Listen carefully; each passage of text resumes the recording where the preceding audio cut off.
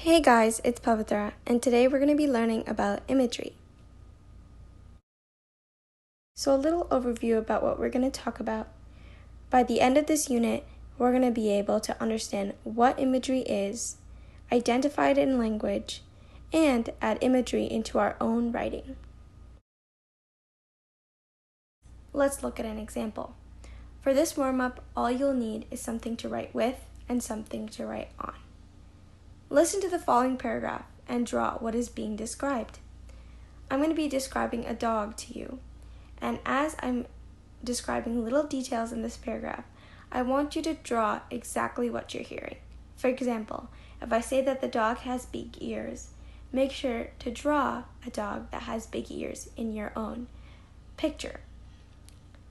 So I'm going to read this paragraph to you now, and all you have to do is have fun and draw the dog that I'm describing. Her brown and blonde curls covered her body, and she stared at me with her kind, black, sparkling eyes. She was as big as my backpack and lay on the floor, tongue sticking out of her open mouth. Her tiny eyes seemed like buttons in a vast sea of curls. If you're a little confused, go ahead and reread the paragraph or go back to the video and listen to me saying it again. Make sure to draw a dog with the exact descriptions that I described. And in the next slide, we'll look at the dog that I actually described. So now that you've drawn your own dog, let's compare it to the dog that I used. This was the dog that I was describing as I wrote that little paragraph. Notice the similarities between your dog and this one. And notice the similarities between this dog and the description. What do you notice?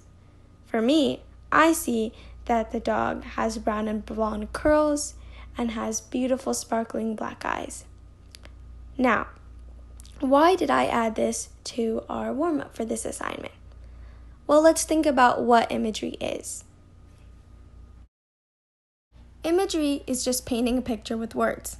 Now let's try to figure out how our last warm-up was an example of imagery. All we did was take a couple of words describing a dog and we made a picture out of it. Now, as I was reading that paragraph to you, describing that dog, you might have imagined a dog in your head, and that's the one that you see on your piece of paper right now. That's all imagery does. We take a little bit of details in our writing to create a picture in our heads. The three main reasons why we use imagery in our writing is that it adds flavor, it lets the reader imagine what the writer is describing, and it makes our stories come to life. Imagery is that little picture in your head. When you're reading a book like Harry Potter, you imagine the characters come to life, just like a movie would. Imagery is a way that writing can be just as fun as watching a movie, because you get to create the stories in your own head. Together, let's figure out how we can use imagery in our own writing. We're going to go through an exercise together that's going to be super easy, and by the end of it, we're going to know exactly how we write imagery. So we're going to take this sentence that I'm going to read out to you, and we're going to use our 5 senses to add more imagery and make this sentence just a little bit more interesting. After everyone sang happy birthday, I made a wish and blew out my candles. Now, when you're reading this sentence, you might think of it as kind of plain. Not a fancy picture doesn't come into your head as I'm reading this sentence. But we can use our 5 senses to add more detail. Now, the 5 senses are hearing, tasting, touching, smelling, and seeing. Now, let's think about what we could do with these 5 senses. What do you hear as everyone is singing happy birthday? Do you taste the cake? Are you holding someone's hand as everyone's singing happy birthday? What do you see? Do you see the color of the cake? Do you see how big it is? And do you notice anything around you that might add a little bit more detail and fun to this sentence? Now I want you to take a couple minutes and write down and just jot down a little bit of information about maybe your birthday party. Go back to your favorite birthday party and describe to me what you see. And after that, I'll read you the updated paragraph. Here's the example that I wrote for this assignment. Now, our examples are going to be completely different. You might have written down a paragraph or a couple sentences that don't sound anything like mine, and that's completely okay. All you had to do was take the 5 senses and describe what happened at your favorite birthday party. Hopefully, as you read my paragraph and you read your own, you imagine a birthday scene in your head, just like you would at the movies. If you were a little confused about this assignment and didn't know where to start, don't worry about it. Just read through this paragraph, pause the video, look through it, and kind of figure out why this is imagery. And in the next slide, I'll show you specific examples in my paragraph that make it use more imagery. Now, this is the same paragraph as the last slide. All I've done is highlighted where we actually used imagery. So go through these highlighted statements and figure out which of the 5 senses I'm talking about. For example, when I talk about the vanilla cake glowing, I'm talking about my sense of sight. And when I'm talking about me tasting the cake and how sugary it is, I'm talking about my sense of taste.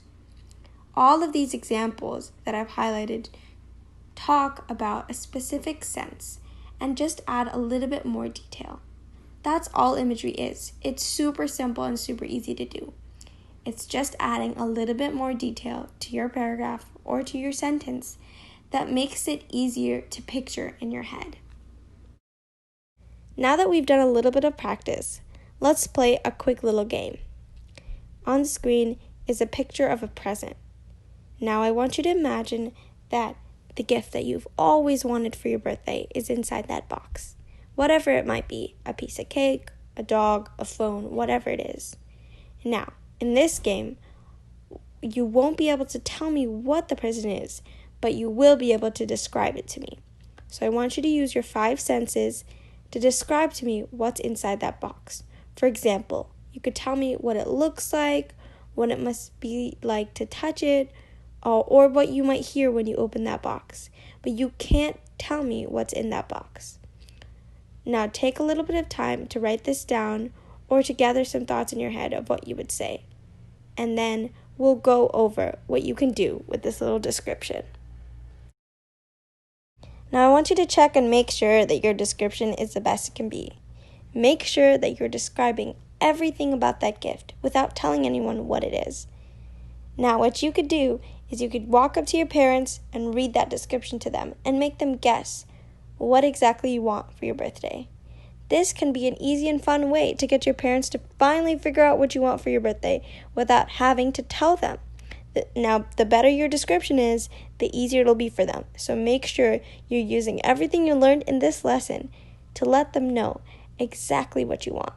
The better your description is, the easier it is for them to picture it in their heads and therefore buy it for you for your birthday. I can't make any promises, but all I can tell you is it can't help to try. Now that's it. That was your last assignment. I hope you learned a little bit about what imagery is. And if not, you can always go back to this video if you get a little bit confused. Just remember, it's just small details that make imagery so great. I have some extra assignments for you if you guys are a little bit confused and need a little bit more help. Or if you just want to have fun with imagery, because trust me, it's super fun. You can click any of these links and they'll take you to some assignments that I thought might be helpful for you guys. Thanks so much for learning about imagery with me. Here's just a little bit about me. I know that imagery can be hard and confusing at times, so make sure to be patient with yourself and always go back to this video if you have any more questions. Thanks for watching.